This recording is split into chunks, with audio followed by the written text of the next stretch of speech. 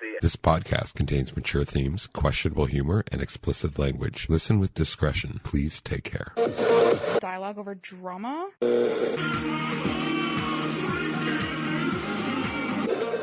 If you can find me an ethical way to eat human, I'll try human. Really? Sure.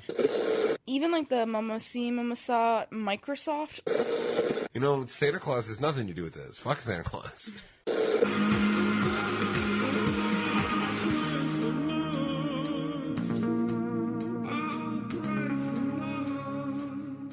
Long time ago, in Bethlehem came a bright new shining sticks. Welcome to Dialogue Over Drama. This is episode 46. That was great. That's my favorite Christmas song of all time. That Mary's boy child, Jesus Christ, was born. And I love that song so much. And then it goes into that hark now here. And then it does the funky like dun dun dun dun dun dun dun dun dun dun dun dun dun dun. Do you know what I'm talking about at all? I do. Oh, that's exciting. That's why I thought that was very well done. Yeah. Hello, I'm Dialogue Danny, and I am here with Courtney Drama. And this is our Christmas special. We've had so much like controversy and fighting and hubbalub the last couple episodes, so we decided And now we're full of gingerbread and festive love. Gingerbread and candy canes up your fucking ass. Yeah. It was funny when you were thinking of a little song intro there. I was thinking about like what rhymes with 46. Licks, candy cane. Okay, how many licks of a candy cane does it take to get through this episode? 46. It was bad. That was where my brain was going. But you did a much better job. So this episode is interesting because we get into our history of Christmas and our good old memories and what we both thought about Christmas, good and bad. We got a little bit into our favorite Christmas movies. Dan could not name my top 5. No, I missed 2 very obvious. Like it threw me off. I don't know where. Wow. Yeah, I am a big Christmas junkie, as you will hear. I have a lot of good memories. We also figured out why I get so emotional at Christmas time. And I don't really still know where it stemmed from. I just know it started later on in life. But Christmas makes me cry, happy tears, and there's a technical word for it. So you have to listen in to figure out what that is. But I do have something for you, a little quick fun. All right, here we go. Little thing. I want you, and I'm probably going to suck at this because I'm not clever or original, and you are very, very much so, and you're witty. Tell me things that you can say on Christmas morning, but not in the bedroom. And we'll go back and forth. Things you can say on Christmas morning that you can't say in the bedroom? Yeah. It looks bigger under the tree. You got me this last year. I was going to say, I waited all year for this. Oh, you're trying to copy what my mom does. That was good. Okay. Who invited Grandma? Did Dad text you with directions? If those little kids make a mess again, I'm going to be fucking pissed. Wow. Okay. Crossing a line. Did you see how much my niece enjoyed the toy I got for her? You really stuffed my stocking. Yeah. No, if you said that on Christmas morning, that sounds terrible.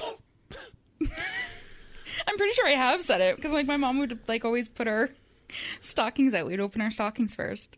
You really stuffed my stocking, but I couldn't say that in the bedroom. I guess I could. I was completely expecting something different. That's good. It's good. Okay. Fuck. I already have 4 of these. Wow. Do I go on? Well, finally something in the house that won't disappoint me. You wouldn't say that on Christmas morning.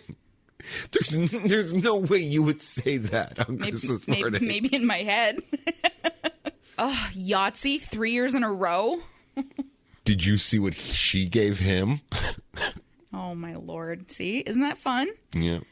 I love stuff like that. There's actually a couple on Instagram, and they post a lot of the things that you would say here but not in the bedroom. Or sometimes they flip it and they say things that you could say here and in the bedroom. And so they they would include some of those. Do you think it'll fit? And you think it'll fit? That's so funny. Anyways, I thought that was really cute. I was a little something. I just wanted to see what you'd come up with, and you were dirty, my friend. Well, I will always go to saying the most perverted thing as comical as I can as my go-to. That's just always what I will do. And it gets me in a lot of trouble, but I'm so charming that for some reason, in my past I have, but in the last 10 years, I don't think I've really, really offended somebody. And if I did really, really offend somebody, I just didn't fucking care. Because I'm like, that was my intent to offend you. Yeah. So I watered it down enough that you would understand what I was saying. Fair. But yeah, I think this episode is nice and cheery. I'm getting to a lot about Christmas, so. Absolutely. So let's get into the first segment. Oh, what did we talk about in the first segment? I already said Christmas movies. Oh, yeah. Right. Perfect. Okay. Awesome. Let's change the channel.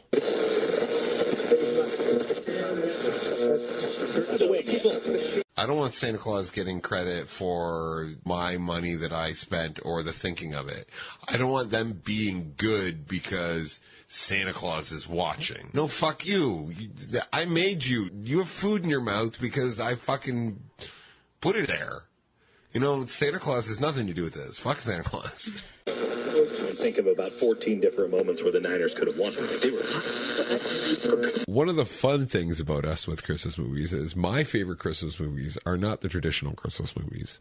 And it's not like one of those, no, I don't want to isolate people, but people that think Die Hard is a Christmas movie, it is, yes, sure. But if you're going to have an argument between Lethal Weapon and Die Hard being who's the bigger Christmas movie, Lethal Weapon's going to win. I don't think I've seen either, to be honest. You have a woman who actually sung a huge Christmas hit as fucking, what's his face's wife. I don't want to say names because I can't think about it, but Lethal Weapon is definitely more of a Christmas movie than Die Hard is. And just done. Don't want to argue it. We're not going to talk about either one of those movies. Done. Christmas movies. Okay, to start this off, I want to try to guess your top 5 Christmas movies. Okay. And I'm just going to bang out the ones that are there. Polar Express. Yes. Is in your top 5? Yeah. Rudolph? No. Oh, Elf? Yes. One of those stupid, like, The Holidays or one of those stupid, like, 4 Christmases? No. Damn it. The Grinch Who Stole Christmas? No. Really? Yeah, that's not. Christmas with the Cranks? No. You're missing classics here. Like, what is happening? You got Polar Express, you got Elf. Okay, fine. Those are like, come on. The classics. There's 2 classics on here, and then there's one that you probably wouldn't guess. Well, you should. It's a Wonderful Life? No. That's a classic. Okay, but I'm telling you, that's not the one. My mind's blank. You got to help me out. There's just a lot of dead air on the podcast.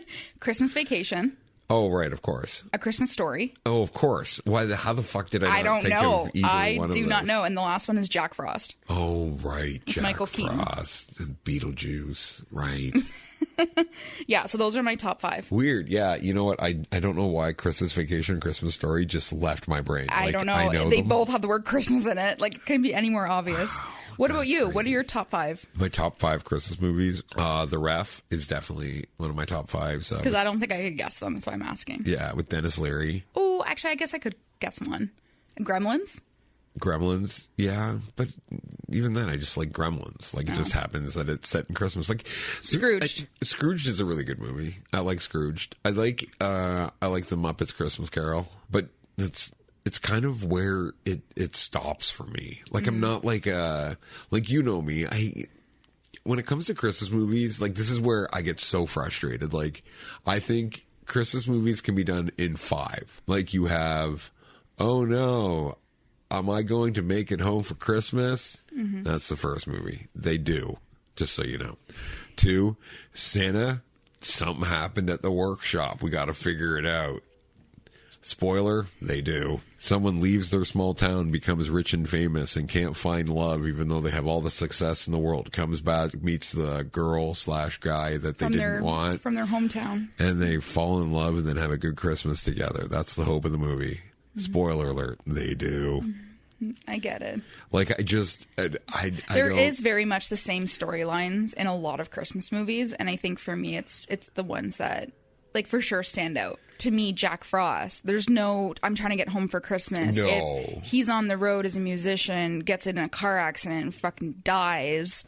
and you leave your son and your wife to just live off life, and then your spirit ends up in a snowman. Like, I fucking cry at that movie every time. I've only ever seen that movie once. We're watching it tonight. And it was 2 years ago. I would definitely rewatch it again. We're watching because, it tonight. It is it's such a good movie. But that's why I like The Ref, because It's The so Ref wholesome. is so unexpected. It's a couple going through a divorce. For sure, with a robbery, it's like the kids all fucked up, Yeah. like My favorite part in in that movie is when he ties the parents up in the chair, and then they start arguing, and he can't take it. Yeah. Like, it's a good movie. Such a good movie. Yeah. Like, and then when the woman who's like always used to being like the queen bee at every family function, he's like, shut the fuck up. Yeah.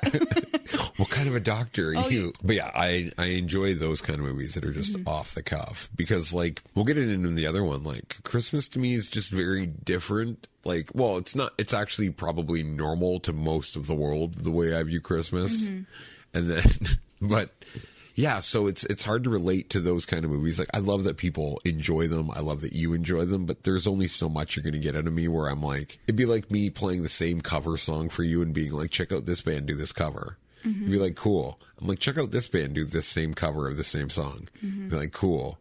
And then having 1 month of the year where we do that 13 different bands. Yeah. And you just I had a thought while you were talking, because it was about Christmas movies. It was funny because last night I actually watched all the Santa Claus. Yes. With Tim Allen. Yeah. I watched the first, second, and third last night. Wow. Like, that literally was my evening. And we'll get into like our main point of the podcast about our kind of Christmas history, because you and I are very different in our Christmas upbringings and like what our thoughts are on it. But when it comes to Christmas movies, there are some that just get me. There's just so many things about Christmas as a whole that gets me in my feels. And it's actually Christmas that has made me look into it. And there's a word for what I'm about to describe. It's, there's a word for when you get emotional. Nostalgia? I know what you're saying, but it's not called that. It's called collective effervescence. Oh, And I okay. guess it's a term coined by a Sociologist.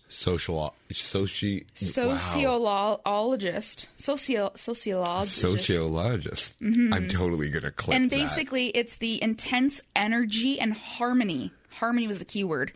That is felt when a group of people participate in a shared activity, creating a sense of emotional connection and unity. This feeling is often described as being swept away, one with the crowd, and usually it occurs in situations like concerts, sporting events, religious ceremonies, Christmas. It could be just that, feeling of being part of something larger than oneself. When I learned that word, and I only learned that word in the last couple of months, it was the first time, and of course, thank TikTok, where I was like, I am so happy that there's a word for this, because I thought I was weird for always crying at every twinkle Christmas light. Like when I was with my grandma yesterday, we were at the Royal Botanical Gardens, we're walking along. I'm just crying at nothing. And I'm like, why is that the thing that makes me so emotional? Do you want me to tell you why?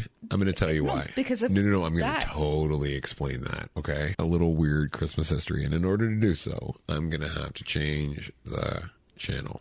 Different moments where the Niners could have won. They were Undriven snow and the taverns closed.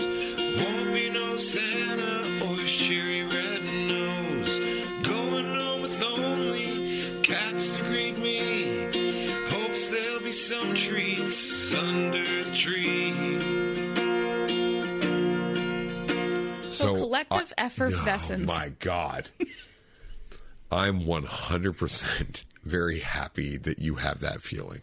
And I love the fact you have that feeling. And I relish when I see people having that, because I'm trying to be healthy in everything I think. That thing that you're talking about is what made Christmas for more than a decade so hard for me. Because what's great about being in this big group is you don't see the people that are on the outside of that little circle you're in. But someone who's on the outside is starting from mid-November, looking up at signs and seeing family all around a fireplace, opening presents, and me knowing that on Christmas Day, I'm not going to do anything. Yeah. I'm going to go to work. So I have a reminder of the day I'm going to be alone when everyone else is so happy to be there. So for a good couple chunks of my years in my 20s and even early 30s, like I was in a relationship where my partner wasn't as reliable as they should have been. So, like, I would always assume they're not going to come around during holidays, which is what always played out. And I knew my family would always go to our cottage, where I knew I was going to have to work Christmas Eve, that I don't drive, so I wouldn't be able to get up to our cottage. So I spent so many Christmases alone, just knowing that that was going to be there. And I know there's so many people that are just like that. Mm-hmm. Because when you're alone so many Christmases in a row, you start going out and figuring out, like, when you hear someone say, yeah, I'm not doing anything for Christmas, you're like, what do you mean you're not doing anything for Christmas? And then you end up, like, I would hang out with people that literally had no one else to even call them on Christmas. You guys had, like, the same Christmas Eve tradition for so many years. But that would be... Where, you know, all your friends would get together at the bar, and the bar would purposefully stay open late. Yep, exactly. Mm-hmm. And then that was, once I left that group, that was it. And then the next day would be nothing. And, like, you know me, I'm more than willing, any 364 days of the year, I can rock being at home alone. Yeah. Doesn't bother me. Yeah. But that day when you know that every other house around you is having what you've looked at that you're not going to have. So that was the shitty thing, right? Yeah. So, but that's the bummer aspect of Christmas with me. That kind of, you know, I went from, like, being from divorced families, like, you know, the joke I used to make, the only people driving around at noon on Christmas Day are people that are going to visit, you know, like, their mom or dad from the divorce side of the family. Mm-hmm. I don't know. It was, I think I want to get the bummer part out now so we can go into the happy part about Christmas and what you've done to me when it comes to Christmas. Yeah. Well, I mean, even just like a backstory on why our Christmases are so different, right? Like, I mean, you just got into kind of more of your adolescence as to what you've hated about Christmas. But, you know, was it always that way when you were a child as well? I mean, like, I know you came from a divorced family, but... Oh, no. Up until I was 12, Christmas was this big, you know, huge thing. Like, everyone would come over to our house and be like, wow, your mom overdoes Christmas. Like, Christmas was so good and so pure and so nostalgic and so, like, amazing. Mm-hmm. Nothing could stop Christmas. No bad things ever happen on Christmas. Because of the period of time that you were in, you know, obviously, like, your stepfather and, like, your family dynamics and all of that, like, you didn't have that for a period of time. Because even though your relationship, you're waiting for that girlfriend of yours at the time to come around at Christmas, she's not there. You had your Christmas Eve thing with your friend, and then you're alone. Like, you didn't have your mom or your dad. You didn't have anywhere else to go. No, because Dad would be with his new family, and like, Mom and Marty would be, like, up at the cottage in Halliburton. Right. So, yeah, you were kind of isolated. Yeah. And a lot of the times, like, I wouldn't see my brother on Christmas Eve because Marty would go up, like, earlier. Yeah. So, like, there was a huge chunk of time where, like, even, like, the tradition of, like, Christmas Eve as you know it would be on the 21st. Right. Because everyone was going, like, all my other friends would go to, like, Peterborough or wherever, right? Yeah. When did it become actually Christmas Eve then, that group? It originally was. Then it changed because everyone was traveling earlier. And then it went back to Christmas Eve when people stopped traveling. Right. Yeah. Because I mean, I only, like, knew that tradition for Christmas Eve with you.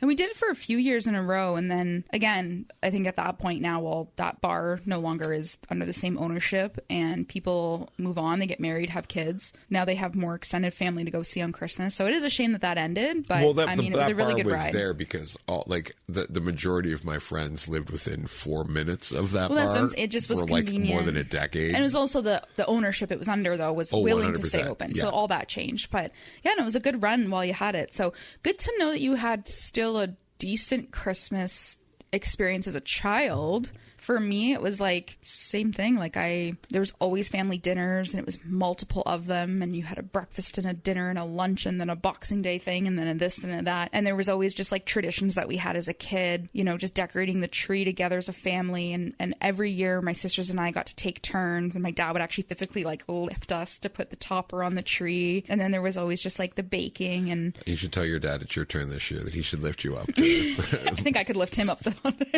put the topper on the tree. But yeah, there was just a lot of that. And there was a lot of, in the holiday season, there was a lot of after dinner family walks. And we used to walk around the neighborhood and go look at all the lights, or we'd go drive to Burlington, like going to Spencer Smith. I did that like before my parents got divorced. That was like which huge. You and I should do that then. If that's like a free, cheap one evening, we should just, because now it gets dark so early. Right. With some of the days that you have off, like maybe we should hit Burlington, because even just going to the Spencer Smith lights, like it's, you know. I'll tell you the reason why I hate doing that. Anyways. And sorry, go ahead. Yeah. No. Go ahead. We can get into all your negative. No, I was actually going to kind of make a joke. Other than the times I've been with you to go look at houses, the 2 times before that I'd gone out, I was involved in road rage incidences. Oh. So, like, every single time I think about going to look at Christmas lights, I always thought it was ironic because people are like, there's a group of people that are like slowing down to look at Christmas trees, right? And then some assholes like honking and then yelling. And then I was with friends. Oh, no, I don't mean driving around. I hate that. No, I'm talking about the park. Like you park and then go walk. The park, okay. Yeah. No, I hate that concept because the Niagara one that they do. It's so stupid. Where it's like you're driving. Yeah. To me, it's frustrating. So unless, car washes where you pull your car up and then your car like locks into a trolley. Yeah. Unless drive-through Christmas light type shit was like that, where you do not get to control the speed of your vehicle, you hook onto something and then it just drags you around at a slow speed and everybody's going the same speed, I would like that. But because it's not like that, you get one person who's going too slow, one person going too fast, then it's like that's when the road rage happens. It's like, yo, we're all here to look at the fucking lights, slow down. Anyways, so that's why I don't do those. I like the ones where you park, get out, and just go freeze your ass off. But so anyways, my Christmas like upbringing was all like that, but I never got emotional about Christmas until I got older, which is weird. So we were just talking about that emotional feeling, that collective effervescence. Yeah. I don't know when it started. It started probably as a teenager. I think as I started to kind of just grow up a little bit and just be more into like the Christmas cheer and just see people come together, even outside of my own family. Like my family dinners don't make me cry. It's strangers. It's movies. It's the other shit greater than myself is what that definition said. Like that's the stuff that started to creep up. And yeah, it was always something that like I would get really emotional about. So it's nice to know that there's like a thing for it. What I really, really like about Christmas, I love the fact that a lot of people put their defenses down, where they're more willing to accept, hey, I love you, you're a good person. Mm-hmm. Like people are more willing to embrace that, where if you say it like on a July afternoon where you're both sweating, sitting across each other from a picnic table, and you say that, people are like, what the fuck is your problem? Right. At Christmas, people are more open to it, which, like, me, I always want to do the best I can in the world. I can whenever I can. Yeah. And like it was a couple weeks ago, we were at the LCBO and we were standing outside and there was a woman beside us trying to put like the box of wine she had or whatever it was into her car, and she was struggling, and you were like, can I help you with that? And then she was like, I just took the box so she and then you're like, just give me the box, I'll let your keys. Mm-hmm. You had that nice interaction, you threw it in the car and we walked in, and I was like, wow, look at you copying me, and then you walked back out, and then when we got in the truck later on, you were like, what's that on my windshield? And it was a note. I go so negative that I thought the note was like someone being like, you parked like an asshole, like, or something. I don't know. Because I was like, it was a white piece of paper. Oh yeah, that's exactly where you went. That's and where my I was brain like, went. how in the world? You immediately were like, that woman probably wrote you a note. And then so when I read, like, that made me, like, I held back my tears, but like, that made me want to cry. Like, that shit is where it's like, okay, now I get it. Like, now I get that feeling of something's greater than yourself, like to be selfless and care for others and then have them appreciate it and whatever. And anyways, it's not like I, took a picture of the note and posted it all over Facebook. I don't need that gratification. Even what's cool about the note too is I remember she actually, the way the note was written is she was like, thank you so much for helping me, like I was struggling, And then she's like that made my day. And then there was a side note where she wasn't even writing in the lines, and she's like, because I wasn't having one. Yeah, she was having a hard day. And she actually wrote it after she kind of wrote the note to kind of let you know, hey, that made the difference. And those are the kind of things that I love. Like in life, when you like start helping someone like just randomly, and it doesn't need to be creepy. Because people are so scared that if a stranger talks to them or offers them help, that somehow it's a scam. Yeah. And it doesn't have to just be because it's the holidays either. No. But it makes it a lot easier during the holidays. As we talked about a few episodes ago, that now because I'm becoming nicer, I start to notice that other people are dicks. But yeah, the holidays help a little bit in making me very cheerful and wanting to be kind to others. And to your point, like, so you in your adolescence then got very sour about Christmas and saw this image of like, this is what Christmas is supposed to be. And plus, I mean, you had it as a kid, so you knew, but you were just in a relationship where you wanted that with the person you were with and they didn't give it to you. No, I was sour with that. There was a lot of people that, how like you did that action today, that's embracing the quote unquote spirit of Christmas. Mm-hmm. A lot of the way people look at Christmas is like, I want to buy something for someone so they think that I'm an awesome gift giver. Look at how much money I spent on you. It becomes a very selfish thing it's that very people do commercialized, yeah. with the guise of selflessness. So you see a lot of people that, yeah, they'll do nice things at Christmas, but you also see people in line where they're all buying gifts for their loved ones because they're being super nice, yelling, bitch, that was my Cabbage Patch Kid. What the fuck's your problem? Right? So that's the kind of shit that I was like, what the fuck is everyone's problem? Right. So it was, I think, a combination of then at that point in your life, Christmas is becoming over commercialized and you're now alone on Christmas Day. You do that for what? A handful of years, and then you meet me, and I'm like the fucking biggest Christmas advocate ever, so into the spirit of Christmas and everything about it. And so that was kind of a bit of a shock to you, I guess. I mean, actually, question. When you met me, though, like when you first met me, because we met in like late October, so we're going into like our first Christmas kind of together. Like we were together, but I mean, like you didn't know my family yet. There was all that. I didn't meet your family until like January or something. So let's just fast forward then a whole year of with me, right? Yep. When you came in my first like family function, like does the level of Christmas that my family does match? Like, is it what you expected? Or are you like, oh, she's a little over the top? Or, oh, okay, no, Christmas is really important to them? So, like, I'm not against Christmas. I love the fact of what Christmas is. Like, when I look forward to the bigger the family function your family's having, the more excited I get. Yeah, there's a lot like going when on. you start naming, oh, this part of the family's coming, this part of the family's coming, this part of the family's coming, I get so fucking pumped because it's just a room full of people that I've known now for a decade where I consider them family. So that's exactly what Christmas is. For this moment, we're in this bubble. We're all family. It doesn't matter. No one's judging people. No one's there. I love that about Christmas. So when we first came into this, my view was, I know you're so into Christmas, but like you have a different view of Christmas where like you're forgetting that like those nice things. You were the kind of person that would get really frustrated with people in line. You would get frustrated that what the fuck is this cashier not know how to work her till? Like that was kind of your like, it was, I'm going to treat everyone outside just your same selfishness, like way that you treat the world because you were younger, right? Like I love the nostalgia about you when it came to Christmas, but I was like trying to explain to you, hey, why don't you take a step back and look at my view of Christmas?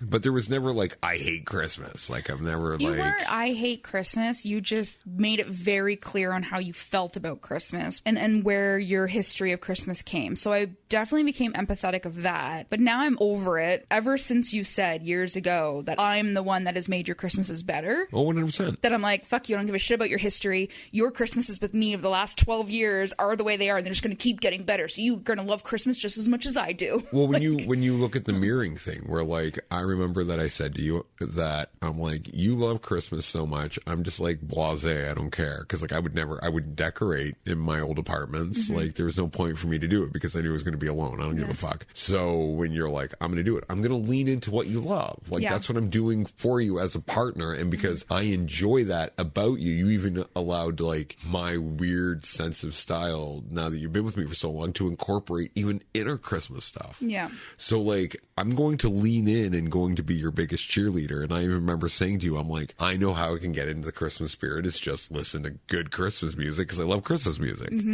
So like, that's what I do. And you see me listening to Christmas music early and earlier every year. And you see me walking around the apartment singing Christmas songs. So I'm providing you what you want for Christmas in here. And I think that was a huge thing too, like a good way in is because like our Christmas tree goes up literally like the second week of November. Like I'm earlier the better. And it's been September the last bunch of years. Hey, well, that's more of a Halloween tree, which I'm totally into like everything, stretching the feeling of Christmas out for as long as possible. There's just so many things about it that I love. And so earlier on in our relationship, I love that you loved that I could decorate and you were supporting of that and whatever, but I knew that I was able to lift your spirits and like get you in on Christmas more is when it became about the music. And that's when you've always enjoyed Christmas music. But I think that's where we connected because you got to share a lot of Christmas music that I had never heard of with me. Right. So like my Christmas music kind of vibes grew because you exposed me to so many more different artists. Oh, 100%. And I think so. And especially artists that I had never known had done a Christmas album. or like Right. like even like just bare Like naked Sister Hazel, Bare Naked Ladies. Oh, Bare Naked Ladies, yeah. Like I was like, oh, like they do Christmas songs. Like there was just so much music that you loved artist wise, and then you'd be like, oh, but they did a Christmas album. And like John just, Prines, Christmas in yeah, Prison. but seeing you get excited about it was exciting. So here's, it just came to me because, like, truth be told, we're still in November right now while we're physically talking, but this will be the last episode before Christmas, correct? Yeah, because the one after this will be Boxing Day. Right. So still Christmassy.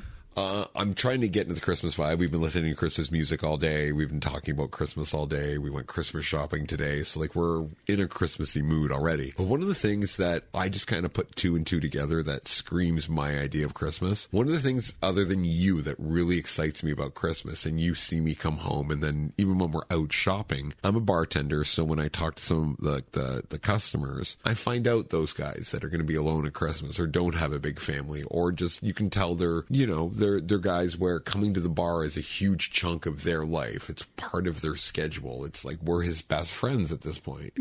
Where I'm like, I find people like that and I want to get them presents. Like there's where I find the joy. Yeah. For someone that I've never been to their house, never anything, but I know them personally, and them having a gift from me would just mean the world. Yeah, no, absolutely. That's my Christmas drive, where you're like, what do we need to get for Aunt blah, blah, blah, blah. I'm like, I don't give a fucking shit. Get her a box of chocolates. Right. Yeah, no, that is one thing. Because, I mean, I kind of tagged along with that a couple years ago. Where you've been doing it since we started dating. I stopped giving, like, the physical gifts to your bar people. But for a couple of years, it was definitely when you had some of the more regulars. Unfortunately, some of them we don't see anymore. But no, I would always get them a little something. Even if it was like a pair of socks and some chocolate. Like there was just something about showing up, seeing those same faces that I've just drank with all year long, and just saying, hey, here's a little something from me. That then turned and evolved into now like my Christmas cookie boxes. So it's not like a physical gift that I went and bought. It's certain people get like a list of, they're on my list of what they get. That's something that I've always enjoyed. And it's always so nice to see how much it means to them. Oh, huge. The fact that they're like, you thought of me. And I think that also just makes me want to cry. What's really cool about us, like just even as a couple, there's so many people that'll say like, wow, you guys are a really nice couple for doing these things. And they're not big things at all. And I'm not trying to be like, wow, we're a perfect couple, but like we're the kind of people where we see something, we're going to do it, and we're going to go out of our way to do it. Like with like guys like Steady Eddie, when we found out that last year he forgot his birthday. So we went like extra. So we went this year. extra hardcore. Like it was the end of the night. He's walking out, just paid his tab, asked what the date was, and he's like, "Oh shit, it's my birthday today." And I know he's just going home to an empty apartment. Yeah. And I'm like, fuck off. So we reminded him of his birthday this year, and then told him to show up, and we made sure we got some regulars to come and see him. Yeah, it was a wicked night. It was amazing. Yeah, and that's the kind of stuff that's really special. And I think to your point, like not only just yourself, but there's tons of people out there that see the commercials, they see the posters, they see the malls. Okay, everyone's supposed to have these dinners and do all these grand things, and then it's like they don't do any of it, and it makes me sad because I don't want them alone. But another thing that I feel like is super important to you, because I know like with your anxiety and the chaos of Christmas, and like I'm also one to say that like malls are the things that I avoid at Christmas time. Like I get it, the absolute chaos of it. It feels so rushed, and then it makes you feel like there's nothing left to really just enjoy, especially with the people that you care about. One of the things that you and I have talked about, I keep saying should be next year, but you're thinking maybe the year after, is if we are the people that own Christmas. We own a day where we do a open house party or we rent a place or whatever, but that idea of knowing that that is our tradition and something that doesn't have to be over the top, doesn't have to be crazy. And if it is over the top and crazy, it's because I've done it and made it that way. But to do something like that where you physically and mentally just get to enjoy being in a room full of people that you love. There is something that I didn't want to bring it up, but I love the fact that you brought it up, because I'm like, I don't know if this is going to fit here, but I'm like, I would absolutely love to do like a customer kind of all the people that we get along with from the brewery and open house here, like, you know, like 6 different couples that I know already get along at the bar, so they already know each other, so it's not awkward, but just come here. And just because, like, I talk about our life, I talk about, like, our apartment, I talk about so much of our life, and these people have become such an integral part of our life, but there's this weird shadow thing where they don't get to see who we are at home. There's a lot of them that have broken through, like Punchbowl Josh, like my co-host on the other podcast. Like, he's someone who, you know, we've seen him for 6 years, but it's been with the last 2 years that we've become really close. And even with you and him, I love watching you and him converse. Oh, he's such a character. I love talking to him. He's such a... Yeah. Yeah. But no, I know what you mean. Like, again, whether it's our place or like we rent a place, like I would love to just have something that we kind of start as like a tradition, and it's the thing that we look forward to. Okay, a little topic change here. What was shot for shot of like great Christmas memories you have? Does that sound good? I'll go first to give you time to think, okay? Okay. My favorite Christmas memory is this. I used to play in a worship team for Houston Street Baptist Church. And we had a great band. And actually, the leader of that band I just bumped into recently, and it was such a joy to see him. I haven't really talked to him in about a decade. During that day, we were playing a candlelight service on Christmas Eve. So it got to the point where the candles were being lit. So because I'm playing drums, I'm in the top looking down on everyone. So I'm seeing like the minister light the candle and then doing the first two, and then the people, you light the person beside you, right? So I'm at the best view and I'm just seeing all these candles light in the sanctuary, and I'm the only person in an elevated thing that's looking down at this church. I'll do it while I'm playing drums, and it's a 6/8 tune, and I love playing 6/8. So like, it's just this beautiful feeling, and I'm kind of drunk. Because we had coffee, and then we were putting like Baileys into our coffee all day while we were rehearsing. How old were you? 19. Oh, okay. We'll say. Okay, give or take. I actually think I was like 20, to be honest with you. Okay. I think I was 20. But that's one of my favorite Christmas memories of like being around like at the church where I was like really close to everyone, and it was Christmas Eve, and it was just, I'm with this band that I love playing with. My brother's the bass player in this band. No, Maddie wasn't at that point in the band, but it was just a group of people that I just loved playing music. And then watching like this church that's 125 years old just slowly light up with candlelight and people holding it, and hearing everyone sing along with me. Cute. While I'm playing. That's I my love favorite that. Christmas memory of all time. Aww. It's like something out of a movie. Yeah. Oh, that's adorable. So, Yeah. yours? I think I would have been 9 or 10. There was just, to be honest, I think what I remember more is the outfit. Right. That was the best Christmas ever. No. But there was something about Christmases at my grandma's house. We were always having Christmas in the basement. My grandma had the big Christmas tree, and it was the tinsel. Right. The little silver tinsel that glistened off of it. So many cats lost their lives. They had no pets. They had no pets. I just in mean that from home. tinsel. Yeah. When people used to put But they tinsel had the in big tinsel tree, and my grandpa would sit in the corner in his chair. All the kids would sit on the floor, and he always had the TV on and some sort of Christmas movie, whatever. There's music going. Grandma was upstairs cooking, and then there was like another room, and they would do like the big Christmas dinner, and we'd all sit around and whatever. It was a very slow Christmas. Like, I just remember so much about that evening that like I remember I never wanted it to end. I had all my cousins. It was just good vibes. I watched my grandpa buy my grandma a ring. Like, he just bought her some piece of jewelry, and I think it was very unexpected because she got really emotional about it. And I remember she sat on his lap, and it was like kind of one of the few times I saw her give him affection. Right. There was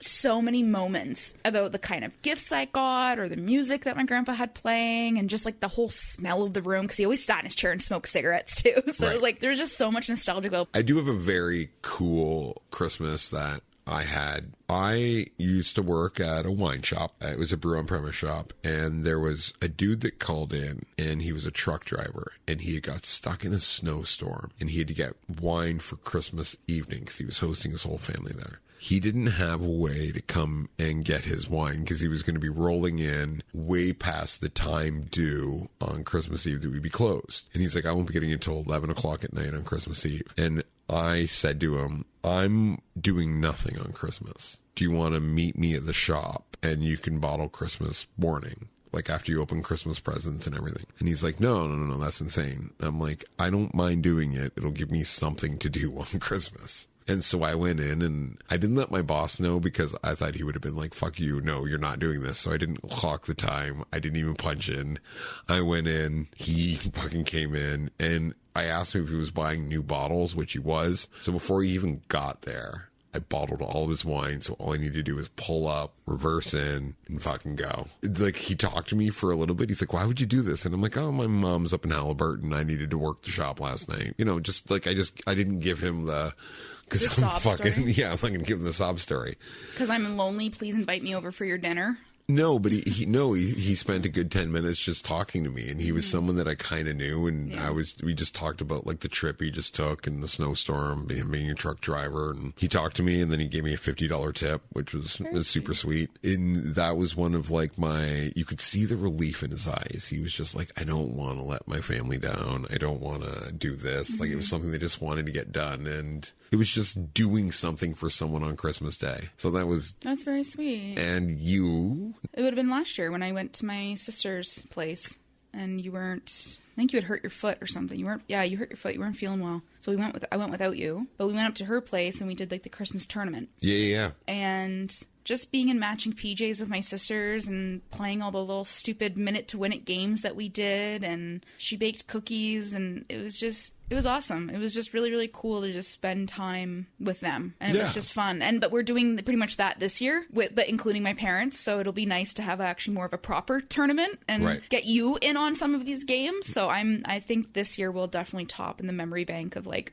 just the best Christmases. I'm actually, this year with your family, I'm going to do something I've never done. I'm going to probably get high, and I'm probably going to drink more than I normally would in front of your family, because I normally like, I'm reserved when it comes to your family all the time. Yeah. I think it's going to be crazy. My mom has one game that I don't think there's anyone that's going to play it but her. And you have to lay on your stomach and you can't use your arms. And you have two people, and the first one that can like basically drag themselves to the cookie wins. And I'm like, although that looks like a lot of fun. It seems more like a college game where it's just a bunch of dudes wanting to watch a girl wither around. Yeah. Well, it was a family video that my mom sent me. But anyways, I think that'll be fun, is because like we'll all be in on it, and then it'll just be like, I don't know, just fun games and like getting my dad to I picked out my outfit that I'm going to wear. I love it. Hope it's PJs. It's something like that. Yeah, we're all gonna be comfy, cozy, and my dad's gonna make food, and then we're gonna have breakfast in the morning, and then we're gonna open Christmas presents, and then we'll come home, and then you and I can just relax the rest of the day. Yeah, absolutely. But yeah,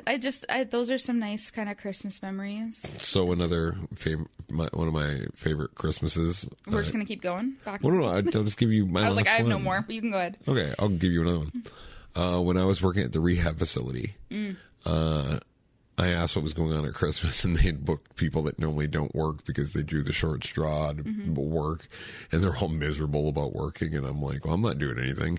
So I grabbed, because, you know, I was playing a lot of music back then. I just grabbed my fucking Christmas binder. I brought 2 guitars in, restrung both of them, brought 2 guitars in, and with all the chording and stuff like that. There was a couple guys there that could play guitar, and I spent my whole fucking day there drinking with alcoholics at the rehab facility, because it was a harm reduction thing. So like it's like a set amount. So I went with the set amount that they were drinking. It's not like I'm going to like chug a beer in front of them, but it wasn't working. I was just hanging out with these guys playing music and just playing music with these guys on Christmas Day. It was a lot of fun. Nice. And then there was a couple Christmas songs, and then they were like trying to show me these songs that they'd written when they were homeless, like, because there was a couple guys there where like they made, you know, for a decade of their life, they were just sitting on the side of the road with a guitar busking. Yeah, so they know all these stupid songs, and cute. So that was another really fun Christmas for me. But yeah, so anyways, I'm excited for this Christmas. It's going to be fun. So I'm very excited for in the next couple of days, we have your family thing.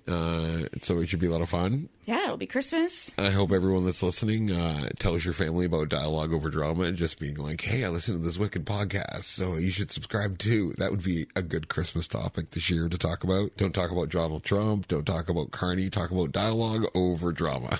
Yeah. No drama. Doesn't that make sense? Yeah, absolutely. It should just be all about dialogue and good conversation. Absolutely. Yeah. So we got one more for the end of the year, but I hope you have a great Christmas. I hope you have a wonderful Christmas, and make sure that other people's Christmas is great. The people around you. Make sure it's good. And I'm not talking presents. I'm just talking, just be nice to people. Feliz Navidad. Yeah, absolutely. Okay, bye-bye. Bye.